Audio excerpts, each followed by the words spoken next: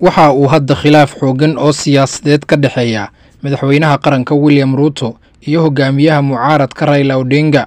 haddaba labada qodob ee soo socdo ayuu salka ku hayaa khilaafka labadan mas'uul. kow, arrinta la xiriirto galeyda GMO-da ee shaybaarka la soo mariyo.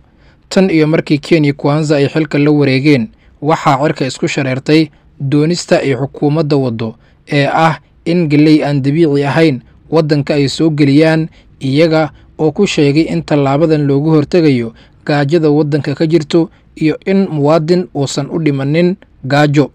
Odinga waxa uu sheegay in arrintaasi aanan shacabka lagala tashanin, isla markaasina ay dhibaatooyin u keeni karto caafimaadka Kenyaanka.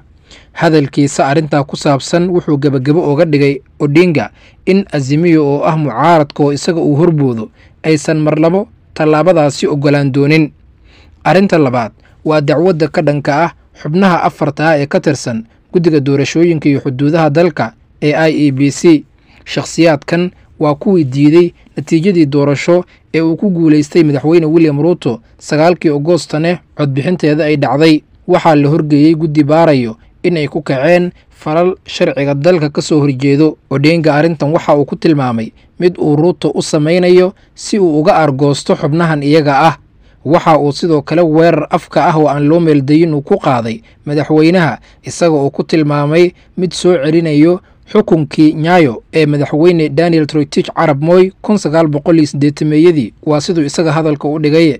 madaxweynaha oo arrintaasi bartiisa Twitter-ka uga jawaabay ayaa Raila ku tilmaamay inuu isaga yahay hogaamiyaha musuqmaasuqa, maadaama uu kaalintiisii mucaaradnimo gabay xilligii dowladdii Uhuru, isaga oo la midoobay madaxweyne Uhuru Kenyatta. Ruto waxa uu wacad ku maray in markan sharciga la isla tiigsan doono oo dad gaar ah aan hadalkooda la maqli doonin, waa siduu isaga sheegay. Odinga taasi waxa uu kaga jawaabay in waddanka uu ka bilaabayo mudaharaadyo looga soo horjeedo tallaabada xubnahan xafiiska looga qaadayo.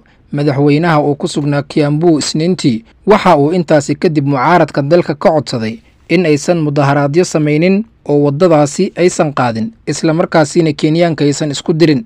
haddaba su'aasha taalla ayaa ah, halkee ayuu ku dambeyn doonaa dagaalkan siyaasadeed iyo istiraatiijiyadeed ee madaxweynaha iyo hogaamiyaha mucaaradka?